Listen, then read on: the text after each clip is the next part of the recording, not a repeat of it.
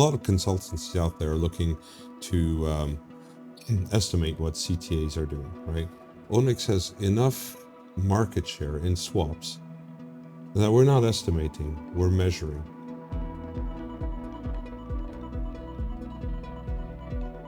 Hi again, welcome to another episode of World of Oil Derivatives. I'm Greg Newman, Group Chief Executive of Onyx Capital Group. Today is another leadership episode. I'm thrilled to have Harry Tchilinguirian with me today, a very old friend. Thanks for joining, Harry. Just before we get cracking, I just want to remind people to like and subscribe. It really helps the channel. And quite excitingly, with Harry, Jorge, other hires here, the content's really stepping up a notch. We are in the middle of a revamp where we've got new shows targeted for different and varying audiences, and that's coming very soon. So please look out for that revamp. Harry, again, thanks for joining. Hello, Greg. And thanks for joining me at Onyx as well. Well, thank you very much. It's a great opportunity, and I'm really looking forward to what we're going to be doing together. Yeah, I mean, this is the first thing to get context, right? You are the Group Director of Research or Group Head of Research, but we know each other, right? We've known each other for quite some time now. Exactly. So you were officially my first boss, certainly in oil, maybe not in Sainsbury's. But I don't think I've worked there, but yes, I remember a young, feisty lad that walked in the doors of BNP Paribas and who was really willing and eager to learn everything he could around the oil market. So yeah, it's generous, but certainly a fun time for sure, right? So my brother was working at sales desk at BNP Paribas, and you were the global head of research there. Yeah, and you've been there for, was it 15 years? Yeah, almost 15 years. Yeah, wow, almost 15 years. And before that, you at the IEA. Yeah. It was a very interesting transition for me from essentially an institutional framework, government, international organization framework. Obviously, one of the ones that is most closely followed in terms of the data it produces, and switching over to banking and essentially what is described as sell-side research, where you're taking the kind of data that the IEA produces, you're obviously making your own forecasts, and there you have to have a narrative for your client base. And this client base was quite wide.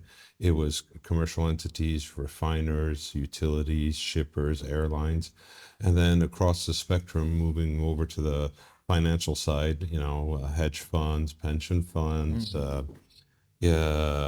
and then also institutionals like central banks.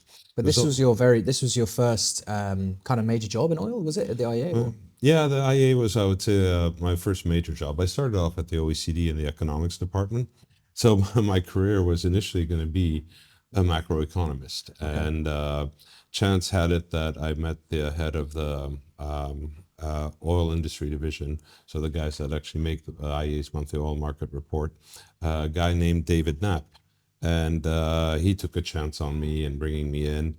And then later on, he was succeeded by a gentleman called Klaus Friag. So both these were essentially my mentors in bringing me into oil market analysis, integrating the IEA and its oil markets division, and slowly making my way as an analyst and learning about supply, demand, inventory, prices, refining, all that goes into shaping that report and ultimately producing the outlook as we know it today. So that's actually a really good start, because I guess you've been watching and being a part of the growth of what research actually means in oil. So this is early 2000s, I'm assuming. Yeah. So early 2000s was what? So this was getting to the beginning really of financialization taking hold, that banks properly in the market now. And what was the appetite from the OECD and international agencies was to understand this market better then? Yeah. It was certainly something that we started developing at the IEA, and that is something that I'll take pride in helping, at least along the way with others, bringing into the report not just the supply, the demand, but bringing in the broader context of what it means to have a financialized oil asset. Because the drivers of oil are not just limited to supply, demand, and stocks, albeit extremely important in forming your base hypothesis. You had to look at the world around you. You had to look at what was happening in derivatives markets. And back then, we didn't have oil swaps, or at least oil swaps were not traded on exchanges. So we had to focus on futures and options as the sort of our mainstay, and try to get an understanding with imperfect data at the end of the day when it comes to positioning of various market players. I'm old enough to know when the CFTC only produced 3 categories of participants in its Commitment of Traders report. They later on disaggregated that into more categories and we got greater granularity. But it was challenging in those days because we knew what was happening just in terms of discussions, because we had the industry board at the IEA. We could seek guidance from physical players. We were talking to banks, trying to get a sense, but we weren't in the middle of it. And when I moved to BNP Paribas, taking that fundamental background and being placed at the center of an activity that was heavily engaged in client flow. So it was extremely important to be very interactive with the traders and understanding what the flow was doing and where it was coming from. So were we seeing a lot of hedging by producers? If we were, that had implications. No matter how bullish I was, if we're hedging massive flow from producers, we knew there was going to be a lot of downside on the prompt futures month, because that was the only way that we could get out of our exposure to being short to these producers.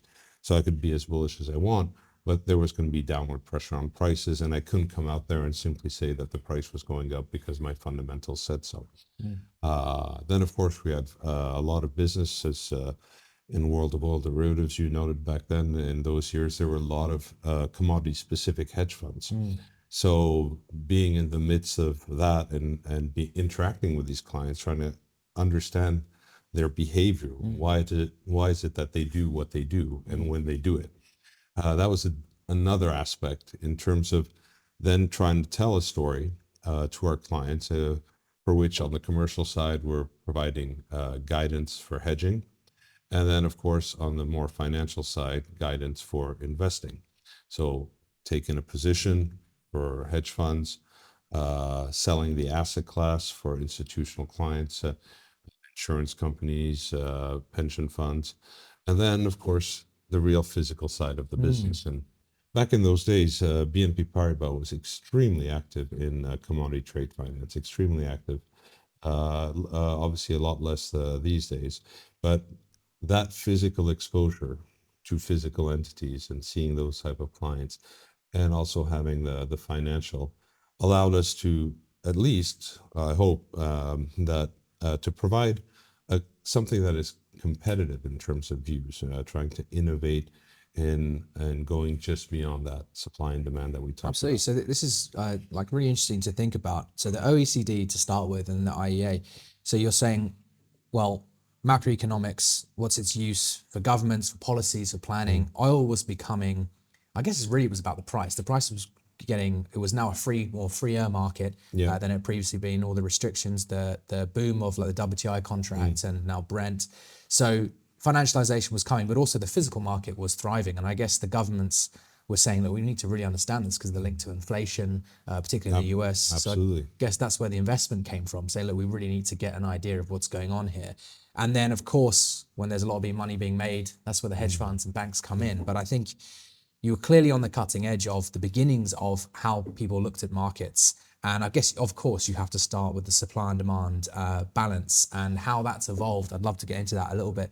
But I guess where I was going was that, then the bank, as you said, like it's like recency bias. You always think where we are now, it was some version of that in the last 10 years, but not at all, right? I mean, back even when I was with you, what's that, going back 15 years, banks were completely and utterly dominant in the liquidity providing, the market making, the financial trading of oil, but also the physical. They had all the, Morgan Stanley, the Wall Street kind of refiners, the Goldman Sachs. They were the Vitols and Trafalgaras. And as you said, like really well, having a trade finance arms, financing a lot of these physical transactions, doing a lot of the proprietary trading as well, and client flow, and bringing your knowledge from the IEA and OECD is actually a fantastic position to be in. So yeah, it was all the rage. That was, I mean, plugging into you at BNP Paribas was super, super important. But then I guess things just took a different level once, as you said, all swaps went onto the exchange and things became a lot more transparent. So I guess from that point on, Can you talk a bit about like how that evolved the research, or maybe we start with the supply and demand balance? It's quite interesting because I mean at the end of the day, and I highly recommend everyone reads your World of Oil Derivatives book. You have this chapter where you make a case in terms of how you put together a trading strategy, right? And of course, everyone is going to have a supply and demand balance, and obviously there's a lot of common data. Nowadays, data is also a little bit more democratized, if I could put it that way, because you have services that will track your ships. You have satellite imaging of storage. All these things that we didn't have when I used to work at the IEA, relying on government reporting of statistics. But here we are. We start with our oil balance and we make a forecast, right? And we know the data is imperfect. We know the data is imperfect, but we try to get as close as we can to a narrative that is realistic. And I think that that's the end goal. But that's just your starting point, right? If you're going to give guidance on the future direction of prices, and it's extremely important because either when it comes to hedging or when it comes to actually putting following through on a trading idea, you need to know what the very prompt is doing, right? And this is where looking at the CFTC reports was important back in those days. And now we are getting more data thanks to Onyx and looking at a segment of the oil derivatives market that has never been really covered before. And so a lot of people just stop at futures and options and the reports from the ICE exchange for Brent and gas oil, and obviously the major energy contracts in the US by the CFTC. But at the end of the day, we would like to get the full picture of what the financial world is doing. And that means that even though volumes and liquidity may be greater on exchanges, right? But when we talk about open interest and what's happening, the size of the market, we can't ignore what's going on in swaps. And this is where, talking with you about coming on board, and it's extremely exciting because Onyx does dive in and look at trying to capture what's going on in terms of positioning and flows in the swaps market.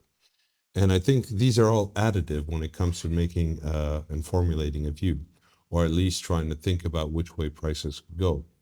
You have your fundamentals, you look at the flows on the exchange, and then you build on that and extend the analysis by trying to look at what's happening in swaps. And by having that whole picture, I believe that you are in a better position, at least for your very prompt views, your starting point, right? That starting point to start giving price guidance. Because a fundamental picture could be bullish or bearish, but the flows in the market could sometimes lead to price moves that appear contradictory, right, with what your fundamentals are saying. And then a lot of people will often say, well, the market is just disjointed from its fundamentals, or it's acting irrationally. Well, actually, there is a very rational reason as to why prices did what they did, even though our, let's say, S&D framework is telling us otherwise.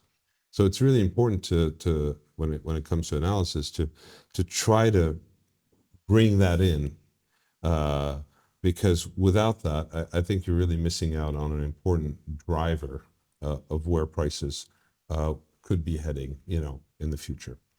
Then the longer term, of course, well, we don't have necessarily the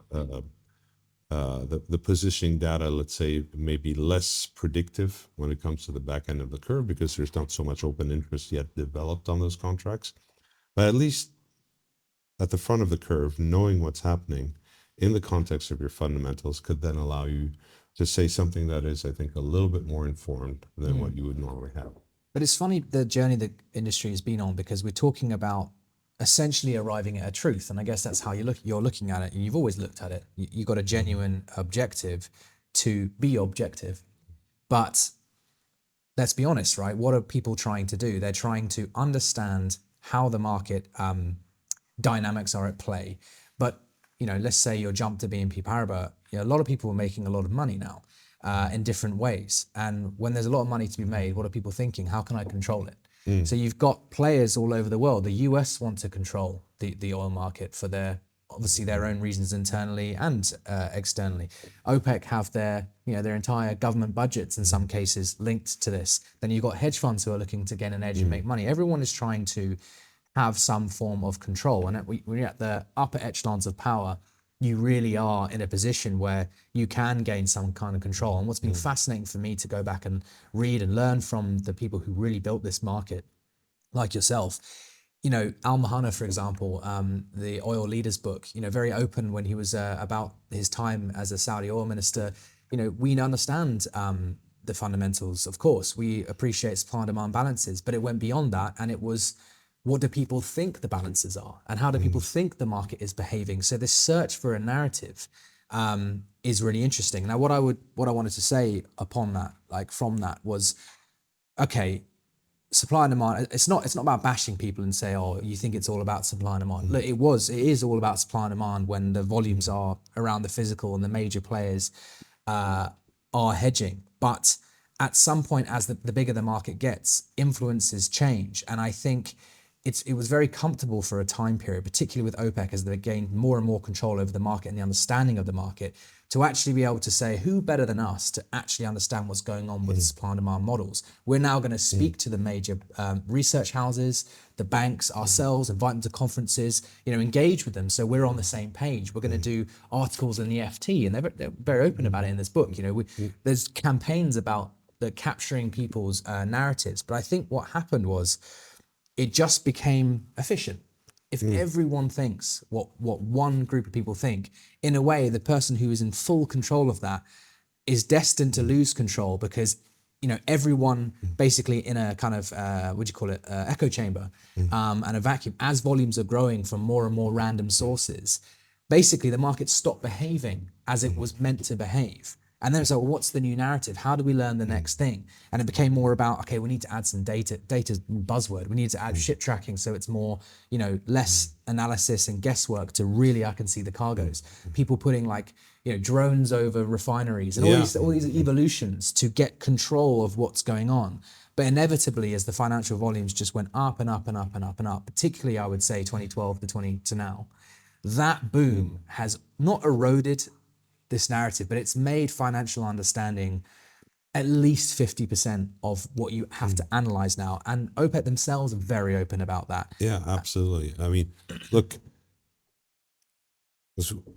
when it comes to fundamentals at the IEA, a lot of tools developed. So you're mentioning drones, satellite imagery, ship tracking. All these things help to reinforce and try to get a better picture of supply, demand, and inventories. That's one thing.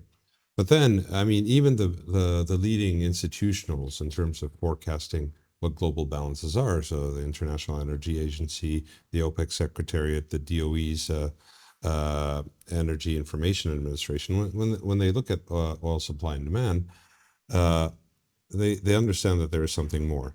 And in this respect, this is, the IEA and OPEC have launched a number of technical seminars where they invite industry experts in financial markets, and you attended one of them. I've done a few of these, and I started back in the day, Secretary General Barkindo attending these meetings and participating, and OPEC is putting obviously a lot of emphasis on understanding the linkages between physical and financial prices. And in this respect, the efforts made by His Excellency Al Ghais, currently Secretary General of OPEC, the OPEC Secretariat's research staff led by Al Khatani, all looking to try to understand, well, what can happen outside of what is implied by their view of fundamentals or the IEA's view of fundamentals. Because at the end of the day, even if we have perfect supply and demand data, there is going to be some kind of subjective bias as to the person looking at that data. So imagine if everyone had exactly a perfect measure of supply and demand. If I tell you that we're going to have a 1.5 million barrel a day stock draw in global stocks this quarter, you may look at that in a certain way and say, is that bullish? And someone will say, actually, it's relatively neutral. So then it comes down to the market participants.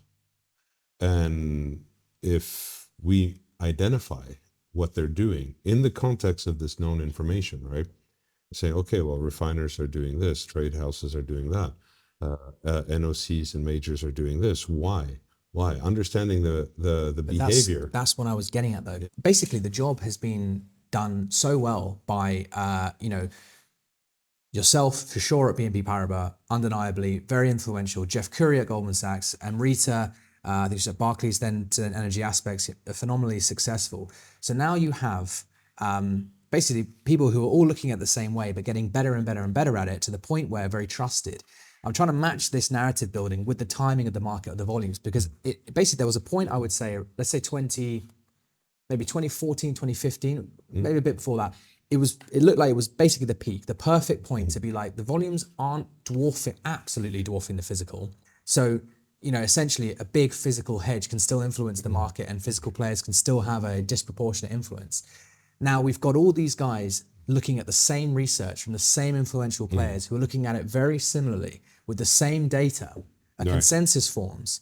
And then what happens is, well, what I can see happened is basically you needed to be in the know with those people and their understanding, because the consensus was all powerful, especially with swap contracts, because with the swap contract, you can buy it and everyone can buy it and it can price out high and everyone wins. So people don't realize about the oil swaps market. It's not a zero-sum game. You have to have hedges, of course, to take the volume off, but assuming the hedges are pretty impassionate about the price, they're just locking in cash flow. You need that flow, you take the other side of it, and then you price oil swaps really high and you don't have to get back out of it. So there's no worry about bubbles and things like that, because it can price out relative to the actual physical price. So that, to me, was like, well, look, if you don't have the 50 odd grand or whatever to spend Energy Aspects subscription, or, a subscription like it, if you're not in these conferences, you're basically out of the club. And if you're not trading North Sea barrels and all that, you can see why information was so king, because the consensus was so powerful. But then almost, literally, I was so perfect with my timing to see this. Financial volumes just started to explode. And I would say that was definitely oil swaps being on the exchange. It was just non-stop, double-digit growth every year. And now suddenly these players can't bully the market anymore, because there's not just hedges on the other side. There's market makers who are bringing flow from every other contract into one. And there's a lot more efficiency. And then there's a lot more access from players who would usually go to these banks or go to trade houses to do the hedging. Now they're doing it themselves and they can act independently. So you've got a lot more randomness plus a lot more volumes. That actually a consensus is dangerous, because when a consensus is formed too soon or too often, and there's a lot of volume needed. So for example, like the US shale oil hedges, they need to sell. They might be bullish, but they still need to systematically hedge, especially back in 2014. So even if they want to be long, they have to sell. And the market has already formed a consensus. It's already priced in, say, a bullish call. No one else can buy, and the shale oil hedges come in and sell. It destroys the price. So you could say 2014 sell-off was fundamental, and it probably was, right, undeniably. But it was also led in real time by price action from sell-side volume of shale oil producers who were systematically hedging every day, and the market couldn't take the flow. So that, to me, was the real inflection point in market, and then the analysis of the market, because now you're saying, shit. So there's another froth layer we need to understand now. So I think it's a complex one. It is, but I think you put it perfectly, which was additive. You don't rip up the thing and start again, which, to be honest, I'm guilty of thinking. I think all you guys going on about your shit and I'm making money here, or we're making money here, without looking at a single bit of fundamentals. So arrogantly, you kind of go down and think things, as you know, it's not the right way either. You have to add and iterate. So you say, okay, right, there's a big, disproportionately influential number of players at the center of this market. It's now such a big market that these periphery players are more important. So now how do you analyze them? Rather than just like, so the additive thing, you mentioned the CFTC report. So the commitment of traders for financial players is the CFTC accidentally, I think, became a really important data set, because more of a regulatory thing. People latch onto the data that is available. I mean, don't forget that. No, of course. I mean, but I think you say something really important. Like when it comes to the areas of analysis, I mean, as I said, like, obviously, when I was at BNP Paribas, and when BNP Paribas had massive trade finance and also excellent relations and trading with financial players. So you're at a nexus where you get to see the physical flow when these guys are hedging, and you get to see the financial flow. And then you have your fundamentals. Many times I used to come up with trade ideas that were well grounded in fundamentals. But I would go up to the trader and saying, right now the flow is this way, and while your idea is sound, it's just not the right time. Or you want to express that idea through a combination of instruments, whether they be options or whatever. I'm glad you Now, said trade expression, because yeah, that's the next big thing. We're talking as if we are talking about the outright price. And then if we go back into what I was saying before, well, the governments and OPEC are only interested in the outright price. So they're only going to be targeting the narrative on that. But there's a whole other side, which is trying to generate a profit through trade expression, which doesn't have to be buying or selling. In fact, most of the time it's not. It's differentials, it's east versus west, it's product cracks yeah, and all that. absolutely. So I was, I suppose, in a privileged position when BNP had commodity operations, and again, this was we're talking, back in 2008 and a little before. It was extremely present. Then the interesting thing is that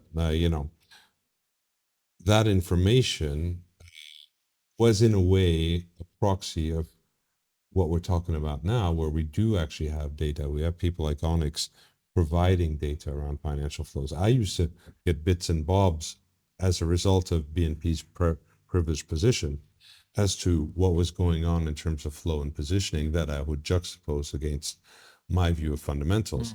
And even if my numbers were, let's say, very close to a consultant A or B, or the International Energy Agency, or even OPEC, my interpretation of those numbers could be different from the interpretation of someone sitting in a hedge fund in Connecticut, or different from a shipping company, or different from you name it, a producer.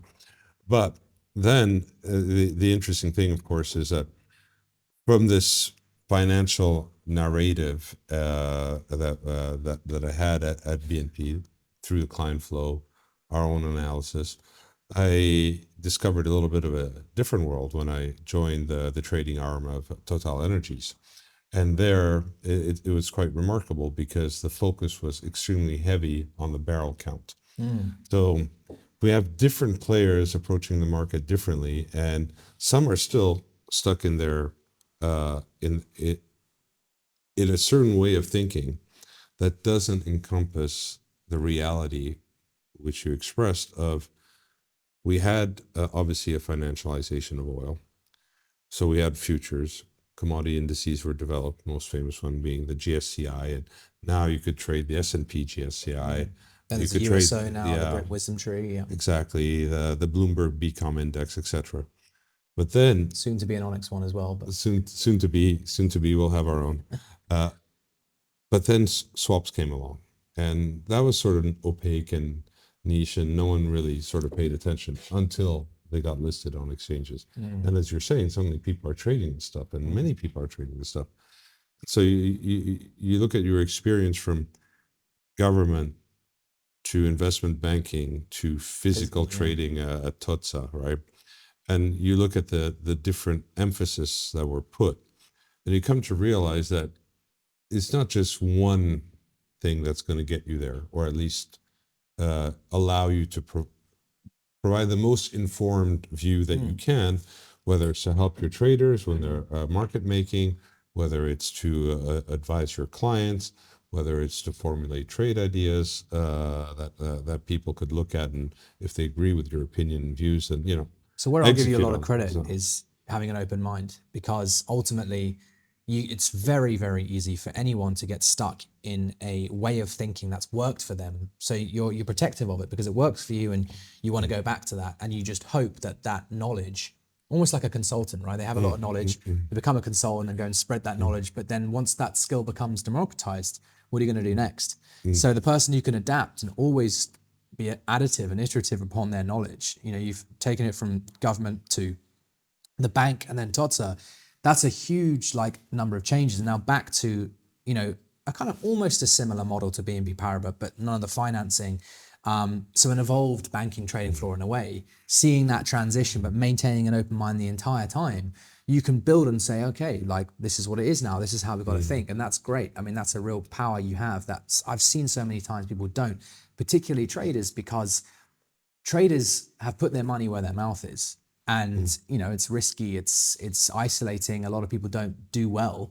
And so if you've done well with a certain mindset, we joke about, if you've grown up in a bullish market, you can never sell. And if you've grown up in a bearish market, It's you can true. never There's a buy. lot of bias there, unconscious bias, I would say. Unconscious bias. Would you say that in the cycles you've seen over the last 20, 25 years, that's what makes the good trader from the bad? Or would you say that it's just a matter of time before people reluctantly evolve? And I ask it to lead you to, Onyx's research in general. Like, I make no bones about it. It's been a very difficult challenge to get people to accept even the way we look at markets. And it's actually been third parties like OPEC, like Energy Aspects buying ENAS, where suddenly people start saying, oh, financial flow is important. It's like, yeah, but I already said that. You needed to hear it from third parties who are more trusted and more embedded in the psyche for you to start looking at it. I mean, that's the way it works. That's the human brain. Yeah. But do you verify No, that? I totally agree because, there's always that expression, if it ain't broke, don't fix it. Yeah. So, and I've been guilty of this in the past where I said, my fundamentals say this. Sitting with a trader and he's going, my flow says this. Flow. My flow. But as in sometimes it's what just he's, like, I'm just bullish and you're both fundamentalists. whatever his reasons were. I've been in places where we execute very large hedge programs, and knowing and being part of that allows you to get.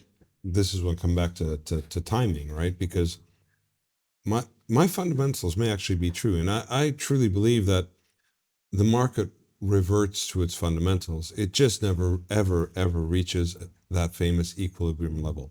We'll overshoot it, we'll undershoot Constantly it. in a state of overbought or oversold. Exactly, constantly. So we will mean revert because at the end of the day, the derivative derives its value from the underlying physical. So the whole system breaks down if you don't have some kind of parallelism and convergence in the derivative at expiry to what's going on in the physical. But that's only a differential. Yes.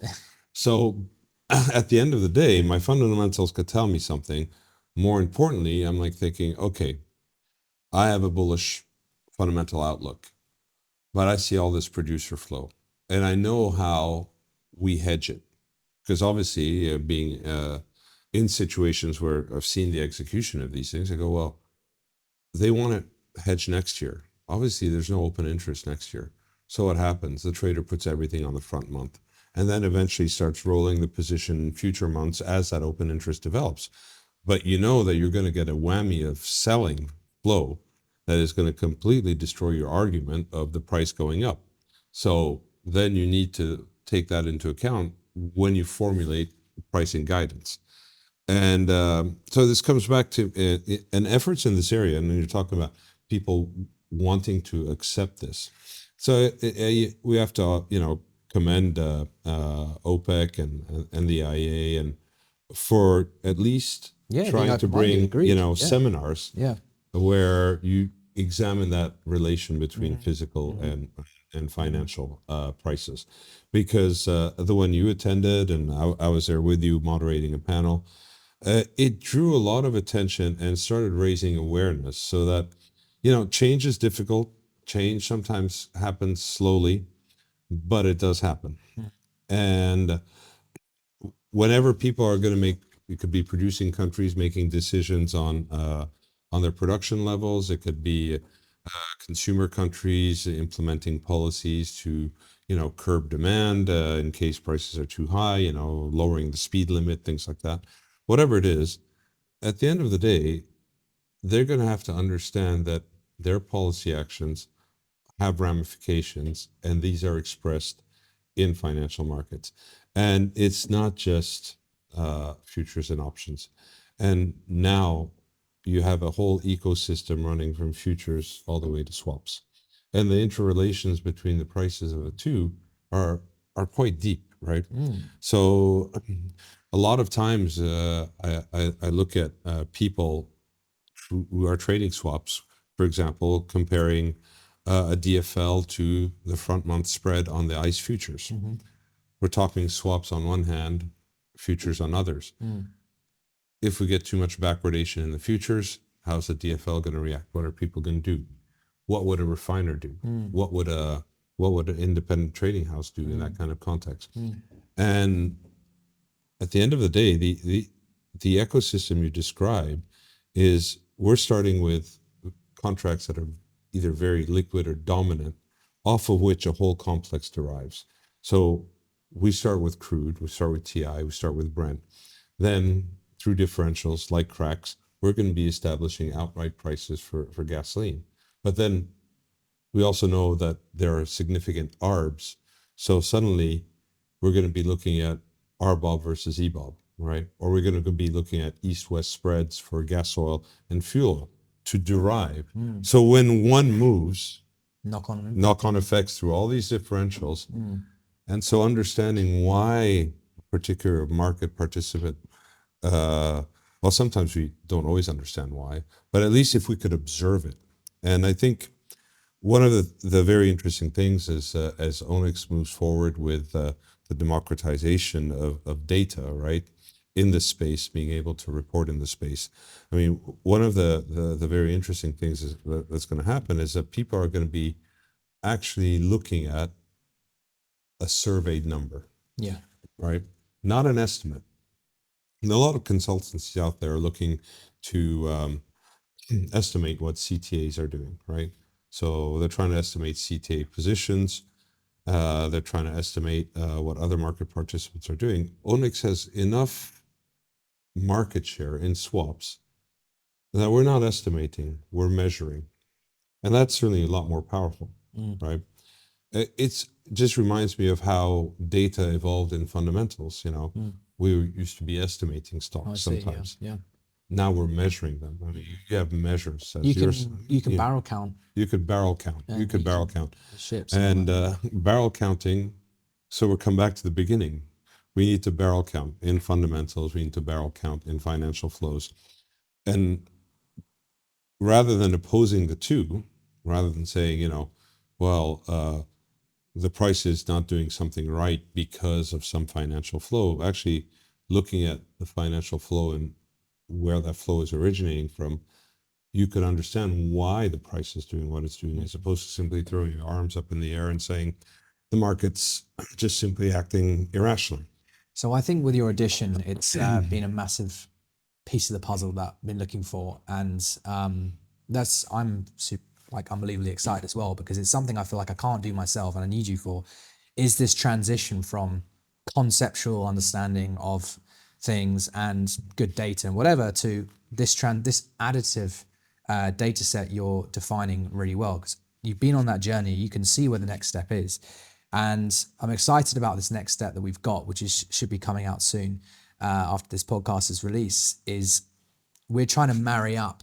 So you got the CFTC Commitment of Traders report for futures and a few swaps, but bare minimum. And it's a particular style. It's aggregated into certain counterparties, and people are very used to that. It's been going for almost 20 years. So we have replicated that report, the same aggregation, the same day release, the same T-2, all that, T-3. And that is going to be as additive as it can get, because you're not introducing a new concept now. You're just saying it's the same concept, but now we're going to add the old swap contracts in exactly the same way. And as you said, there is real truth to it. It's real numbers. You can't say they're not. It's incomplete, but I also make the argument the CFTC is incomplete because they have ICE Brent, they don't have CME Brent, and vice versa on the WTI. RBOB, these two exchanges have a lot of shared volume. So you can't just say one contract is expression of everything. So I genuinely believe, as you said very well, it's not an estimate, it's real truth. And I guess for me, I'm always like, but come on, let's talk about the next stage, because okay, we've got this Commitment of Traders data that we hope the market will now see, and it'll be for free every week. And there'll be a paid version, obviously, where you can get a lot more granular. Yeah. But I'm saying, but I know what the next truth is. It's how people are positioned with the data, and you're starting to get that truth. But now I want to know more granular who. It's not good enough to say producer, end user, trade house, all in one section. That doesn't tell me anything. So we're splitting it out into a lot more players. But even more than that, it's entry price. Entry price governs trader psychology. It's where you, if you're bullish, that's fine. How did you express your trade? One, but more importantly, at what level did you enter? Because if you're bullish and you bought at the highs and it's going down, the market might be on a long-term trend and people will turn to you and say, what are you worried about? You were right. You're like, yeah, but I'm losing money because I ended up here. You have to know the entry price to understand the psychology of the market and therefore volatility and blah, blah, blah. Well, this is where, when you have a measured open interest, right? And to add a little bit, the CFTC disaggregated in as far as it could go under its constraints. But as you said, the next step is having more granularity. When you're actually measuring, so not only you have the position, you know at what price you entered. And if you're looking at a particular contract and you're like going, well, actually, open interest on this contract is already maxed out relative to what the normal average is before it expires. And then you say, wait, the entry level of these participants, right, was here. And now we're here. And the open interest is fairly high. These people could get out, take their profits. Well, Same they're time, relaxed. they're relaxed. Yeah. On the other hand, if prices are teetering around that entry level, then there may be a situation where stops are going to be triggered or a decision is going to be made to get out of that contract. So it's an additional layer to the complexity of trying to understand how the price may or may not evolve. So you could look at the open interest building on a contract, you could look at it by type, understand the psychology of each of the participants, and then understand where the pressure points are. If we can measure entry levels or average entry levels for particular categories of market participants, and if we know their psychology, then at the very front of the curve, we should be able to have again, I come back to this word, a more informed view as to, whether or not there could be a reversal. But I think there's a little bit, like I completely agree with everything you just said. The only thing I would say is, again, trying to ruthlessly stick to the additive part. I think before you can get to predicting a reversal, which obviously would be the holy grail, I think we've said positioning, and we're saying if you add entry level to that, you're now getting to psychology, like you say, you're getting into predicting volatility. Now, one thing we have proven with our data set going back, and we published this in a white paper, which is freely available, is the further you get away from an entry price on these contracts, the more the volatility. There's a correlation there. And that makes sense, right? The further you're away, it's either triggering a stop loss one way or the other. So I think volatility prediction is going to be a thing for the future. And we talk about it a lot, right? You're bullish, okay, but what? Are you bullish in a trending market? Is it a reversal? Is it going to be high vol? You need to understand the market state because it's a very, very, very different trade when you incorporate volatility. So buying puts right now feels like a good trade only because volatility has been low and therefore the price of the put is relatively lower than it was historically. But another day, the volatility might be relatively normal on historical standards. So you're better off just shorting the contract outright. These kind of things are very important for how you express your trade, but for analyzing as well, I think it's a big thing people miss. Volatility is giving you a lot of evidence of how the market is thinking and the psychology of it. And we should be able to see, it'd almost be a mirror reflection of how the positions change when that volatility changes. So if the greater the amount of dispersion in terms of daily price changes, that means there's either flow coming in, being met by flow on the other side. One of them is going to win out, and we could have prices moving quite a bit on a daily basis, that these daily changes are increasing. So you almost have a battle there of the flows. Exactly. But in terms of research, again, like what we already have at Onyx is a close inspection of these flows in our existing research available to our subscribers on the Onyx Hub. We are obviously going to also develop our own views of global supply and demand fundamentals.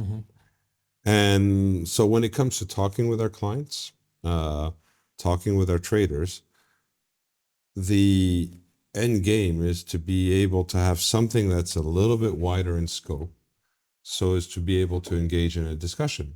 And that discussion may be around a trade idea, or it could be around a trade that is already being executed for which I may have a different opinion based on all of that than what the trader has. And so the trader, if the argumentation is convincing, could say, well, as a point, I'm going to actually maybe reduce my exposure, right? Or I think I'll take profits down.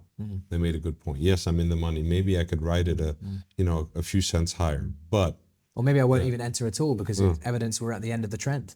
The open interest is already high. We've had all the buying that we can have. It's already weighted long, short. Why would I buy when everyone else is bought? And that's a classic example of what you just said right there in terms of I have a bullish picture. If the open interest is maxed out, how much more buying power is left? So no matter how much people say, but the supply and demand says this, like you have to the price is just capped wherever it is. Because that's the next additive layer. You might have your S&D, but the conclusion is then the definition of priced in, the people that can buy and sell contracts, have they acted? So the buyers that are going to buy on this consensus view, have they already bought? And if they have, you're in a rate of diminishing returns, right? It's a very high risk trade to enter when everyone else has entered. And that's, I keep going back to this because you've said it so well, and it's something I've learned. It's the additive data and information. It's not trying to rewrite the playbook. And that has been my big learning. But I wanted to also just finish with, you're here obviously as the head of research. You're helping the traders as well as the product. And I think we've already said it. The weakness in our product and our thinking has been we are at the complete other end of the spectrum, which is no S&D proprietary models, not too much respect for it, to be honest, initially, and ultimately, obsessive about financial flows and positioning and deriving our conclusions and strategies that way. But you're saying, look, no, come use that as an edge that you've got. Let's bring the reverse, which is the S&D modeling in. Let's get, all the underlying foundational data there as well. And then we're as powerful as you can be from a knowledge source, from a strategic position, right? And that's the job. Absolutely. I mean, there's a great team of young analysts stooped in all the ins and outs of flows, market participants. I mean, a lot of our reporting that is born not only from our proprietary data, but of course, it's also born from the interaction again, you mentioned a BNP Paribas-esque model, right? We have a lot of interaction with traders, and we get to talk about why prices are doing what they're doing, what is the flow like, who has come in. Just this morning, I was having a very interesting discussion with the crude desk on looking at in the past couple of weeks, a lot of buying of DFLs in the prompt months, August, September, has been done by refiners. What does that mean? If it's a refiner, then this is hedging.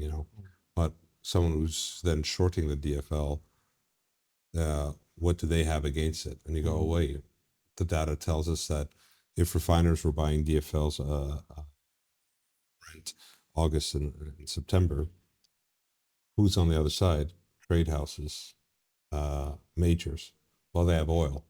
Well, they have a specific oil that prices those contracts. So you're looking at it, you're going, at face value, if you didn't differentiate between the actors, you go, there's DFL buying. That's pretty good.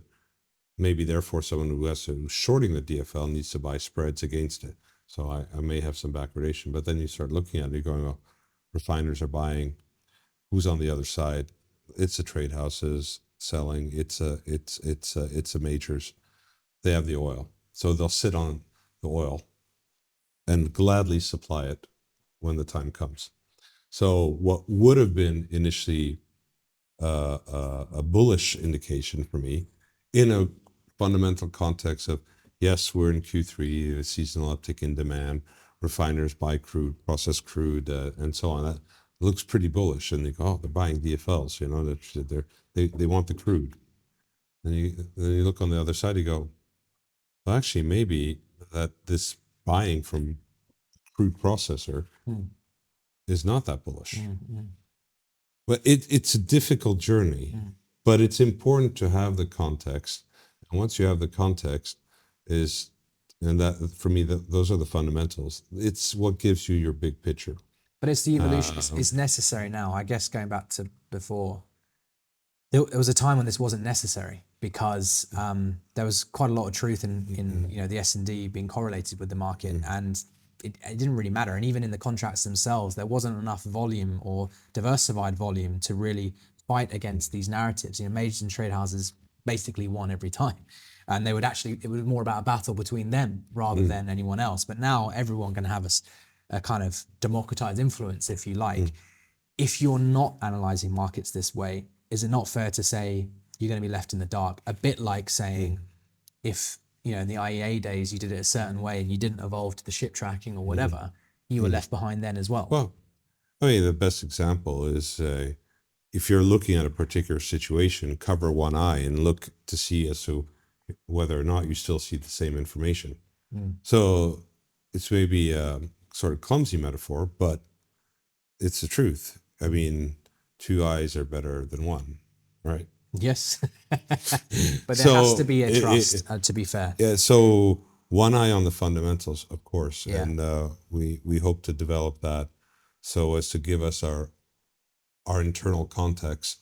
So when we start talking about these and publishing around these flows, changes in positioning, looking at entry levels in terms of trades, looking at how open interest on a particular contract is evolving, to see whether the market could still absorb flow, we need to have that context in the background. And I think that once we do have that context in the background, that only reinforces the content of the publications that we are providing to our clients. And ultimately, we feel confident we can help guide this next journey, right? This next evolution.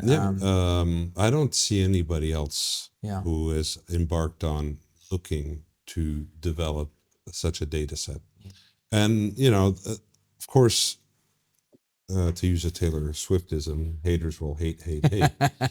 And I'm sure you come across that very often. But at the end of the day, Onyx has some, I was looking through the data the other day.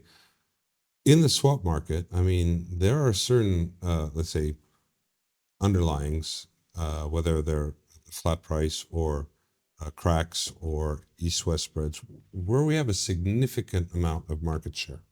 So we may not see the entire market is not trading with Onyx specifically. We don't have 100% market share always, right?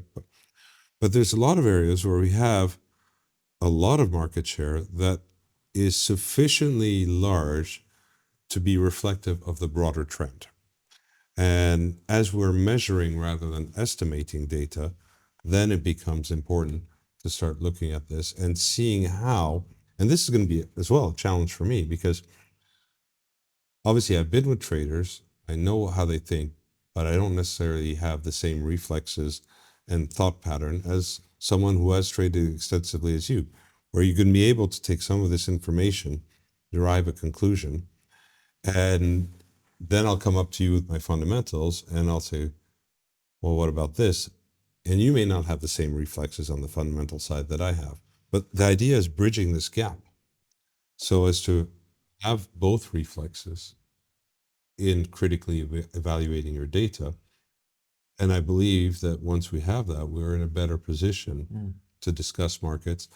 And honestly, this was one of the things I think that repeatedly came up in your book when it was talking about market analysis in general, talking about developing trading strategies, how traders should actually, set up a strategy and go through the checklist of things to do. Well, you look at at this and you go, well, yeah, this is what we have to do. We need to be able to look at these holistically to be able to come out with something that I think is more valuable than fundamentals on their own or financials on their own.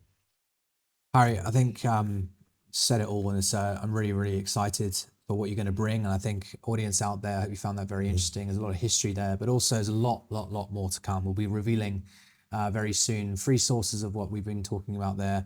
Harry's going to be leading the charge in that kind of translation of fundamentals mixed with financials, and hope to be embarking on a new era here for financial analysis in oil. So I'm really excited about that. Really excited. Yeah, me you doing too. It's going to be a new language. I think that's what it's about.